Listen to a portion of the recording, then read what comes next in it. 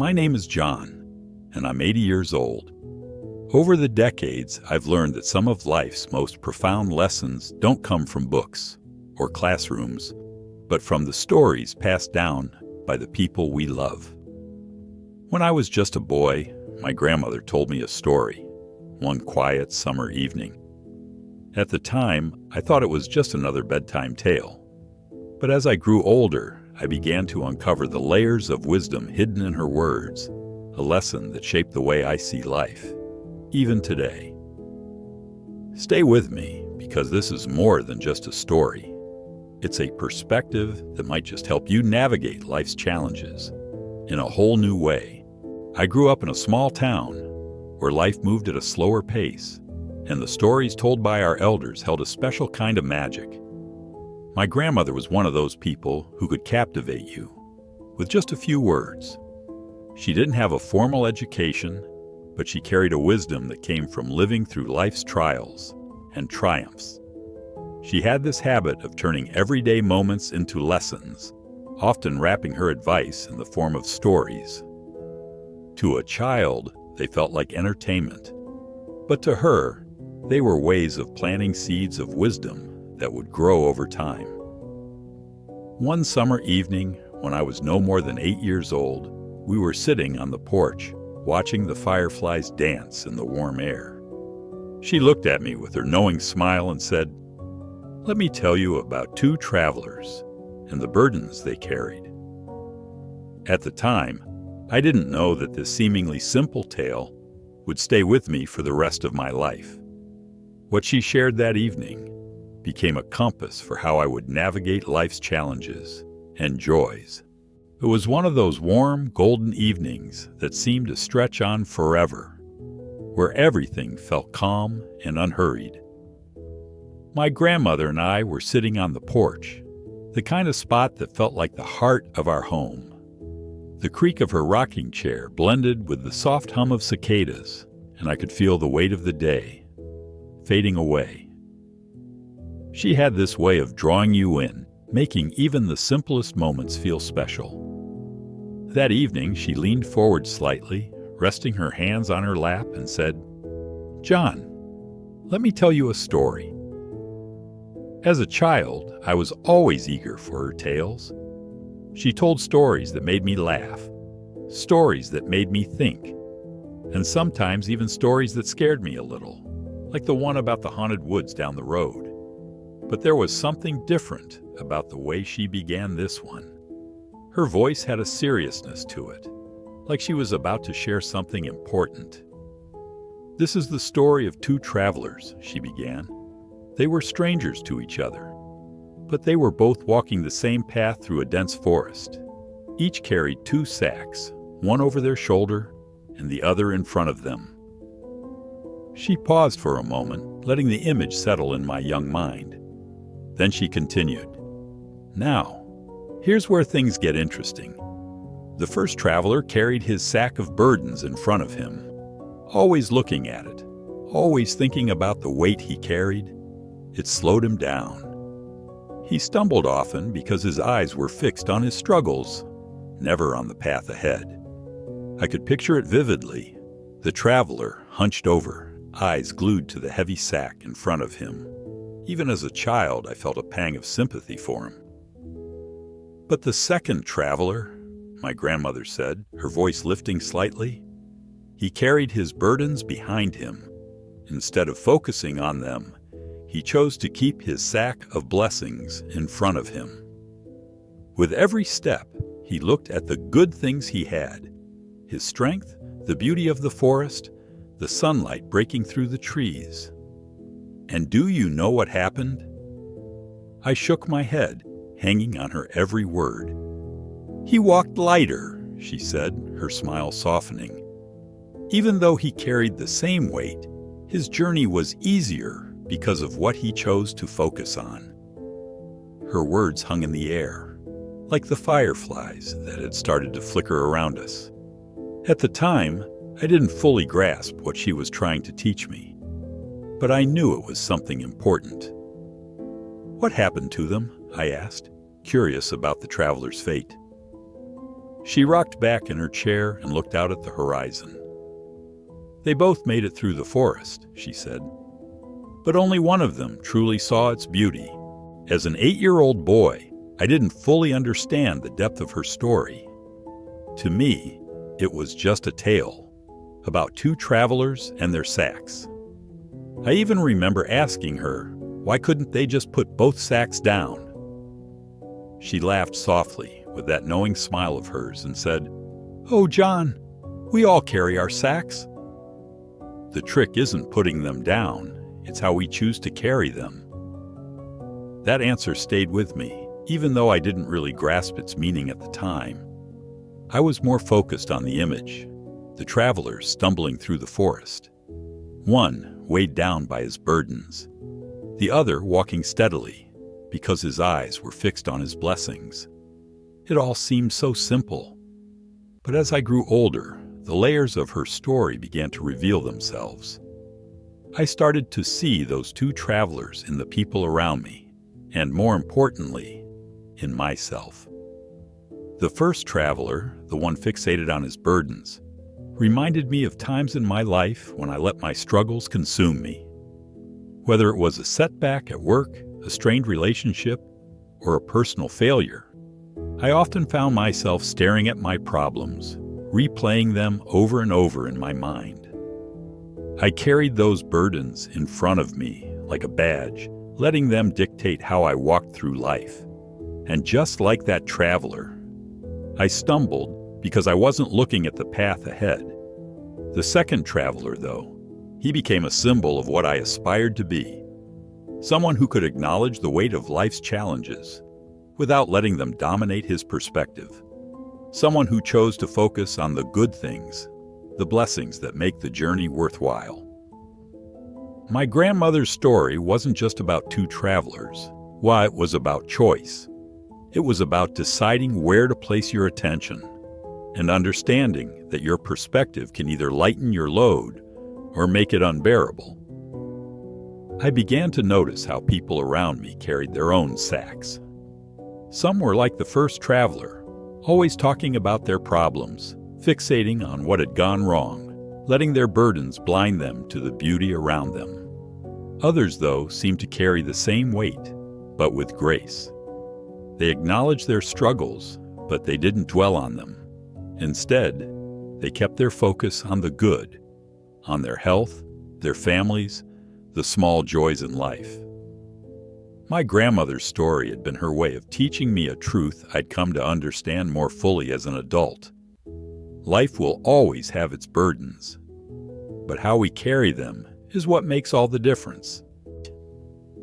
As I moved through life, my grandmother's story began to resurface during the moments I needed it most.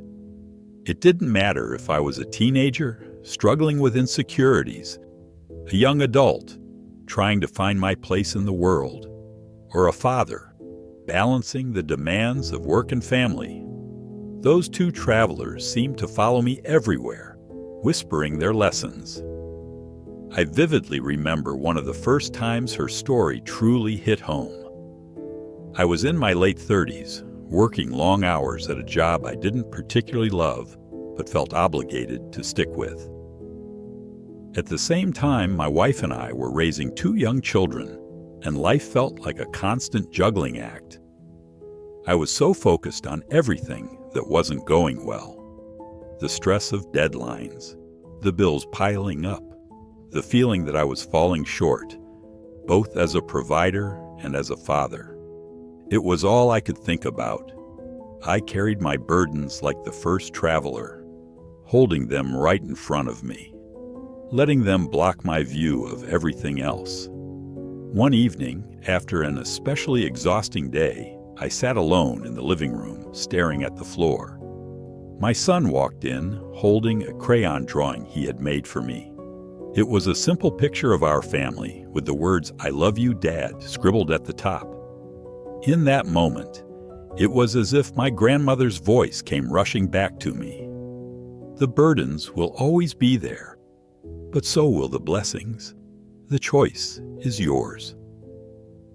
I looked at the drawing, and for the first time in weeks, I let myself focus on what was good in my life. My wife, who always supported me, no matter how stressed I was. My kids, who didn't care about my work struggles. They just wanted my time and attention, my health, my home. The simple fact that I had people who loved me. That shift in perspective didn't erase my challenges, but it made them feel manageable. Instead of being consumed by my burdens, I started to balance them with my blessings, just like the second traveler. Years later, when I was in my 50s, I faced another challenge, this time a financial one. A business venture I had invested in failed, leaving me scrambling to recover. I remember sitting at the kitchen table, surrounded by bills, feeling the familiar weight of my burdens pressing down on me. Once again, I thought of my grandmother's story. I asked myself, where am I carrying my sacks right now? And the answer was clear. I had placed all my focus on the sack of burdens in front of me. I had forgotten to look at my blessings, so I did something I hadn't done in a long time. I grabbed a notebook and started writing down everything I was grateful for. My family's health, the fact that we still had a roof over our heads, the friends who had offered their support. With every blessing I wrote down, I felt a little lighter. My circumstances hadn't changed. The bills still needed to be paid, and the financial challenges were still there. But I wasn't letting them consume me anymore. I wasn't ignoring my problems. They still needed to be addressed. But I wasn't letting them blind me to the good in my life either. My grandmother's story became more than just a childhood memory. It became a tool I used to navigate life's challenges. It reminded me, time and time again, that while we may not have control over what we carry, we always have control over how we carry it. As the years went by, I began to see just how universal the wisdom in my grandmother's story truly was. It wasn't just about two travelers in a forest. It was about all of us. We're all walking through the twists and turns of life, each carrying our own invisible sacks. The Stoics had a similar way of looking at life. Marcus Aurelius once wrote, "You have power over your mind, not outside events. Realize this, and you will find strength." My grandmother may not have read the Stoics, but her story was her way of teaching me that same principle. It wasn't the weight of the burdens that defined the travelers' journeys. It was their focus, their mindset. I began to see examples of her lesson everywhere. Take two people facing the same difficult circumstances. One spends their days fixated on what's wrong, on everything they've lost. The other chooses to find gratitude in what they still have. Their situations might be identical, but their experiences couldn't be more different. I saw it in my own family, too. My father, who worked tirelessly to provide for us, would come home every night and smile as he sat down for dinner. Even when the bills were tight and work was hard, he focused on the joy of being with his family. My uncle, on the other hand, spent years bitter about a business deal that didn't go his way. He carried that grudge like a stone, letting it weigh him down long after it should have been left behind. My grandmother's story helped me understand something profound. Life isn't about eliminating burdens. It's about finding balance. The good and the bad will always coexist. The question is, which one are you going to let guide you? Her lesson didn't just apply to my own personal struggles. It also changed the way I approached my relationships. I started to notice how often we focus on the faults and shortcomings of the people we care about, instead of appreciating their strengths and the good they bring into our lives. I think back to times when I was quick to criticize or hold a grudge, letting small disagreements fester. But when I remembered my grandmother's story, I'd stop and ask myself, am I focusing on their burdens or their blessings? And just like that, I began to see my relationships in a new light. No one is perfect. But when you choose to focus on the good in someone, the connection becomes lighter, easier, more fulfilling. That doesn't mean ignoring problems.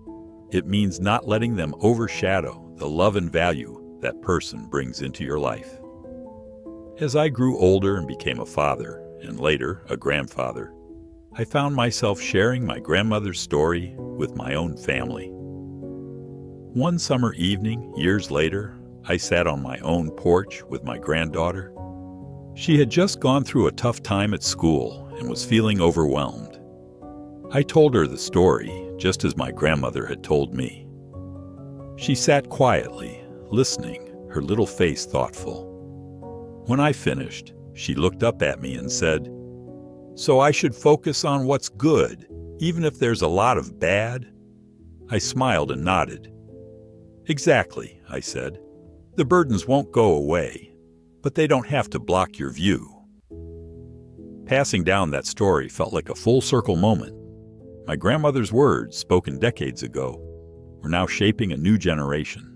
Even now, at 80 years old, I find myself returning to my grandmother's story in moments when life feels heavy.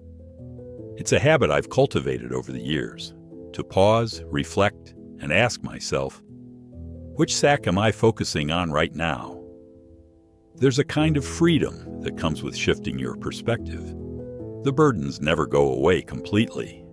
But when you choose to look at the blessings in your life, you realize just how much you have to be grateful for.